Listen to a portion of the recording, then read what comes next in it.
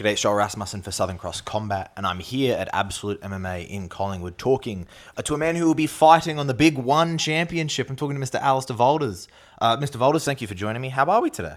I'm good, thank you. Good, thank you. Yeah, I guess we just announced it. I'm fighting on October 17th. Here we go. Yes, well, we are recording this not on fight week, but this will come out fight week. Don't worry, I'm not going to dog you like that. No. I appreciate you giving me the time, and especially, early. So how did that happen? How did we get here? Because the last time we spoke, there was a couple of options on the table. You told me about some things that were going on in the region, but now obviously one is in Asia. So how did we get here? So pretty much, I had a boxing fight in Melbourne, so I couldn't get anything going. Shout out to all the noises in the back. Dickhead.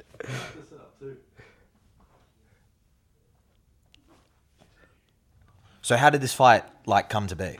Yeah, so pretty much I was banking on, so I think whenever the last Hex was, I was banking on being put on that. So I was nominated for that, and then it didn't come to fruition. I think we got some offers late notice. That was a bit too late notice. And then I was at the ring gym with Andy, my striking coach, and I just made a joke. I was like, I think he said, take a boxing fight, because my last fight was Muay Thai. And I was like, yeah, all right, as a joke. And then the next day he called me and he said, we've got an offer. And I was like, oh, shit. And then, I thought about it for a little bit, and they were paying good cash. It was 8 rounds. I'd never done a boxing round in my life against a champion, undefeated guy. I thought, fuck it, I'm a prize fighter, and that's a good prize. Worst comes to worst, it doesn't go on my, career record, which is MMA. And just MMA, there was nothing really happening for me right at that moment, so I accepted it, did the boxing fight. I think one day before weigh-ins I came in, and Simon mentioned to me something about my weight or a hydration clause. I don't think he was meant to tell me about one until after the boxing fight, but he let it slip I think 2 nights before, so I knew about it then. And yeah, I think they just reached out to him, one of the matchmakers from one, and just asked him if he's got anyone that he would want to put forward, and he put forward a few names, and I was one of them, and I think they had a look at me and they liked me. And then yeah, we had a Japanese opponent, but he wasn't able to compete for whatever reason, and now we're locked in against some Uzbekistani guy. I think he trains at Tiger, so yeah, I fought someone just like him before, and I think it'll be a similar result, maybe a little bit easier. Well, yes, you were fighting Asadbek Erkinov, nicknamed Atom. What do you make of him? Have you seen anything from him?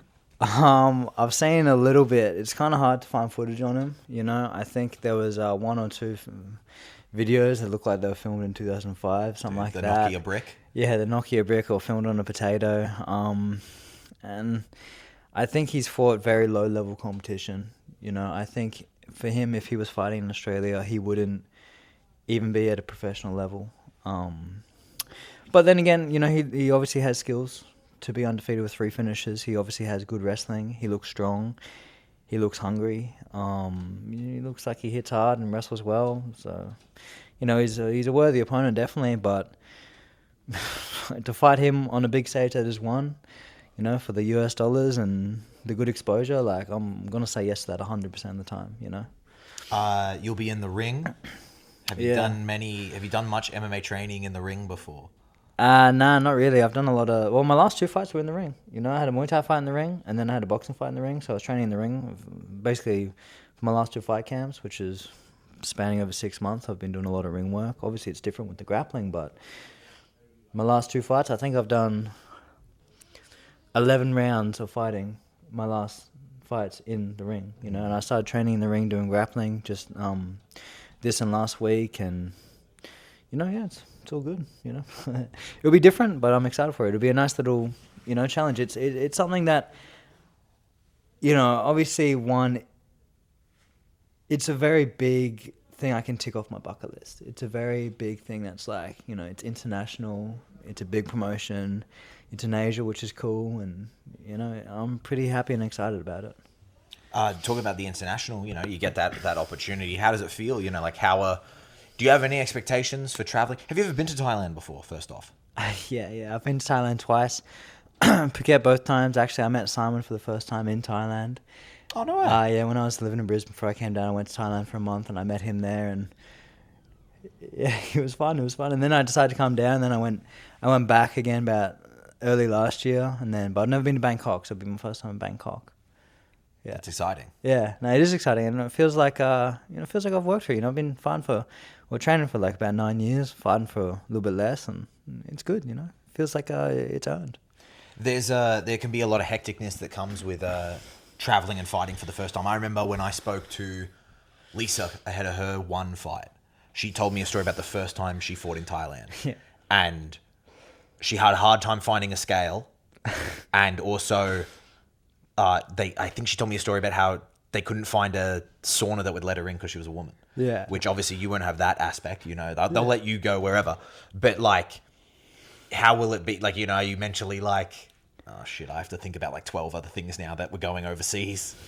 Yeah, it has been a little bit more of a balancing act, and I feel like I've sort of sorted that out all this week. There was some dramas, but it's all been cleared up, and there was obviously some extra stresses when you include international travel and some certain other factors. But I think like as long as I sort it all now, like it's 1 month away, get everything sorted, everyone's on the same page, open communication, come prepared, be organized.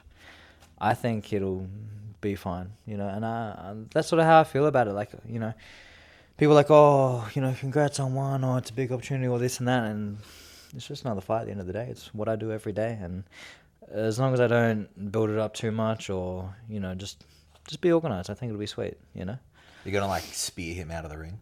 I might do something crazy off the top rope. I hear they do a bonus for the night. One does bonuses. I think it's like 50,000 or something like that, US. So I got to do something crazy to get that. So I'm gonna try. You might have every time I watch a one, especially like a Friday fights. I always forget that they get like Herb Dean sometimes to do the ref. Yeah. You might be ref by the big Herb, dude. That'd be pretty cool. I might have a fanboy moment there. Yeah, actually. Yeah. I'll daff him up, Yeah, you'll be like, stop it, Herb. Stop the fight, Herb. I'm killing him. That Herb Dean's fault. That Herb Dean fault. Dude, you should drop on that Herb Dean fault. Yeah, I think I might have to. You should do something horrible, like clearly punch the guy after the bell just so you can say that. Get banned. Well, I should just stab him. Yeah, just get a red mark against your name. Why not? Yeah, exactly. That'll make you memorable. Who will be heading over with you for the fight? So I'll be going over there with Joe Luciano. Oh, very nice. So I'll be leaving here the weekend before with Joe. So like basically the week of. And I'm a little worried, to be honest. Being in Bangkok with just Joe. It'll be fun. As long as they call him Thailand Joe. I know. As long as I keep one over my shoulder, I think I'll be sweet. And then Simon will be coming over from after Khan's fight in Brazil, because I'm the week after, so he'll be coming. And then Andy will be there as well. And I think Andy and Simon will both get there about Wednesday, Thursday. And I'll be there with Joe from about Sunday, Monday. I'm going to allow some time here in case something bad has happened. So last time we spoke, you talked about your partner and that relationship and that support. Has she ever not been at your fights before? Since we've been dating, she's been at all of them, I believe. So this will be the first one. She was going to come over, but then it was just the logistics and things like that. And, I only wanted her there from after the weigh-ins because I didn't want that extra stress, things like that. And then obviously, paying for flights. So she'll be watching from home on Prime or YouTube, whatever it's on. 7+. Crack streams, whatever. Yeah, whatever. 7+, bro. It's free. Yeah, if we got one of those. Why do you seem not impressed to be on channel? My next question was going to be like, you're going to be on Channel 7, but you don't seem thrilled. 7+? Yeah. Isn't it like the TV app? Yeah. Oh, 7+ is not Channel 7 to Alastair Volders. I don't know if it is. He doesn't give a shit. Yeah, I don't care.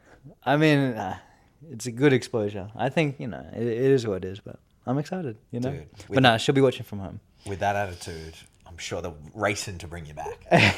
What how is it to not have her there? Will that be kind of like strange? No, I don't think so. To be honest, like I only really noticed her until after the fight. To be fair, like obviously I know she's there, and I'm like but before the fight day when we wake up, it's like obviously that's all I'm thinking about. I'm not really thinking about like, oh my god, my baby, And then at the back, obviously I'm getting warm with my team, and then after the fight, it's nice to hang out with her. So I'll probably just call her and, I'll see her a few days after. But, yeah, I think it'll be whatever. It is what it is. What do you make of, if we can talk about the regional scene? Last time we spoke, we talked about the regional scene. What do you make of kind of where featherweight sits? Featherweight's in an interesting spot right now where Seb is on the road to UFC, so that belt's a little bit tied up at the moment. Yeah. And the other two belts sit on a man who will be fighting on contenders in Marwan. What do you make of kind of what featherweight's doing regionally at the moment? Yeah, I think it's a little bit. I don't know if held up is the right word. Maybe disjointed or put on pause or something. You know, the champions are. Well, obviously they can't defend the belt right now.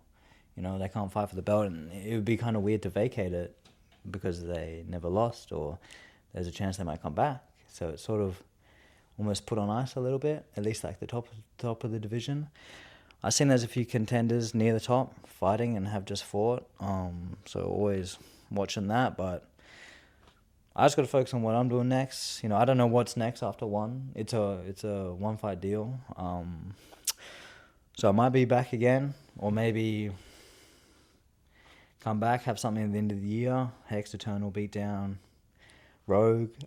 Dude, Rogue Geelong. Rogue Geelong. Was it Melbourne Fight Series, XSC, whatever's there. Is there, you know? Okay, what other Salt Fight Series? Yeah, Salt Fight Series, bring it back. What else is there? Demolition, we'll bring back Demolition as well while we're talking Ascension, about it. Ascension. Road to Hex. After Hex, Road to Hex. Yeah, whatever's on the table, you know, I just got to get through this and then we'll see. You know, I'm not too picky. Just whatever fight makes sense, whatever's a big fight.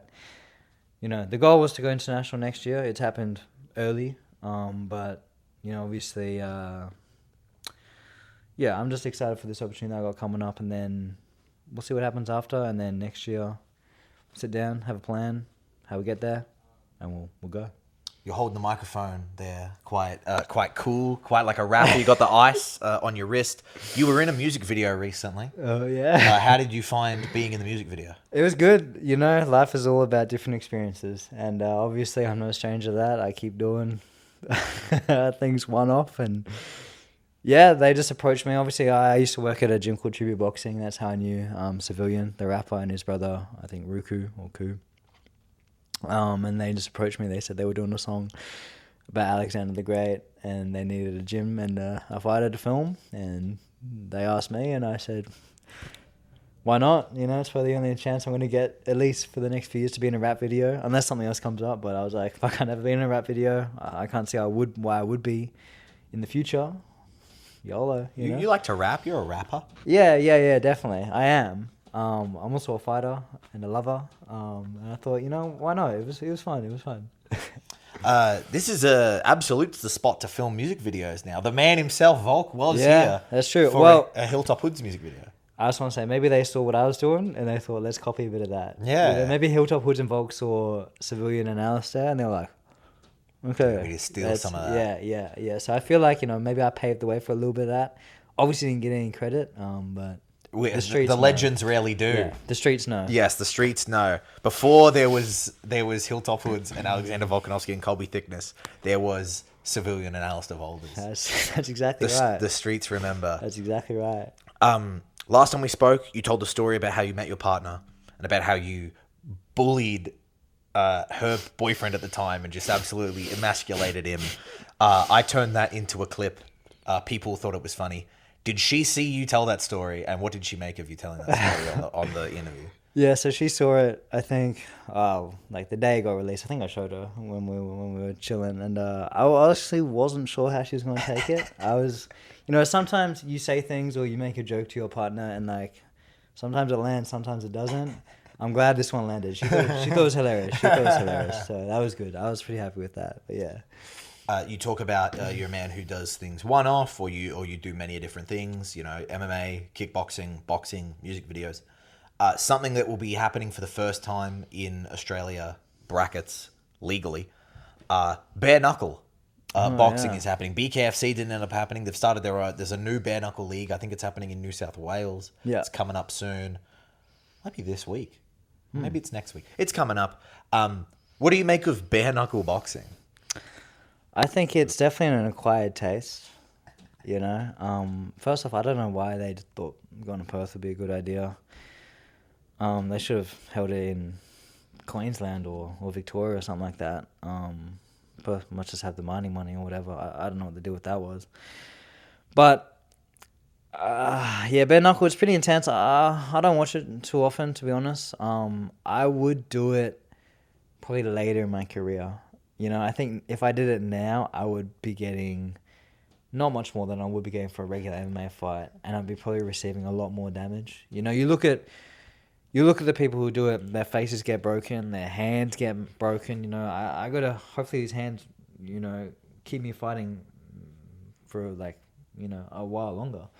So I would do bare knuckle, but only if the price is right, and probably towards the end of my career when it's like, you know, I've got a few more fights left. But you know, it's fun. It is fun. Where you can just go like all out. Yeah, and it's like, okay, I got, you know, 2 or 3 fights left. Like, let's just get that bag. You know. Yeah. Let's have a little bit of fun. Do something different. So like a Legends fight, you know, like or like Till versus Rockhold, something like that. You know. Yeah. You just want to make it to that level, you know. Yeah, Till straight versus up. Rockhold, you know, former champ Yeah, or like, you know, KSI.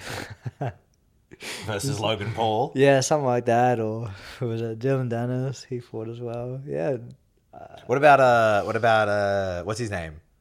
Tony Ferguson, bro, getting the big win in the Big 25. He did well. You know, I was pretty happy to see that. There was an early stoppage, but I'm not complaining. You know, it was good to see him win. Just, you know, even just the raw emotion that he showed, it was quite humbling. Dude, was him versus the great Salt Puppy. Yeah, that guy's pretty good, I hear. I know, as I mentioned at the top of the interview, we are recording this quite a bit before it will be released. What does between now and fight night look like for you? Lots of training, not a lot of eating. Yeah, just training, getting fit. I'm already pretty fit. Like the camp, like let's say the camp started 4 weeks ago. That's an 8-week camp, right? 4 weeks ago, I had an 8-round boxing fight. Before that, I obviously had the camp for that. So I'm fit and ready to go. It's just about staying healthy, not making any injuries worse, getting to the fight, getting the weight down, getting a hydration test down, and just enjoying the process, you know, doing specific things. You know, I'm ready to go. I could fight tomorrow. I'm all good. Are you getting a chance? Are you going to hang out in Thailand? Is it straight back home? Do you get to do some sightseeing around Bangkok rather than Phuket? Like, Yeah. so you're going to hang out in Thailand? Nah. So I get there probably Sunday, Monday. The fight's on Friday. That week, obviously, I'll do like maybe a little bit of training in the morning, walk around, maybe see some things, hang out. That'll sort of be my sightseeing week. And then 2 days before the fight, you know, because what else am I going to do? I can't train a lot. I can't eat a lot. You know, I do one train in the morning. And then what, just sit in my hotel room all day? You know, at least maybe go for a walk or go to like a park or go to, just do things. And then the day before is the weigh-in, so obviously I got to, you know, lock in for that. And the fight, lock in for that. And I got 1 day before I fly back. So the Saturday, I'll be free. Probably get some lunch with Andy and Joe and Simon, the team. Maybe do like a team bonding thing, something fun. And then I'll fly back Sunday. Alastair Volders, thank you very much for the time. Best of luck in the fight. Safe travels there. Safe travels back, my friend. Thank you. Let's go. Bye.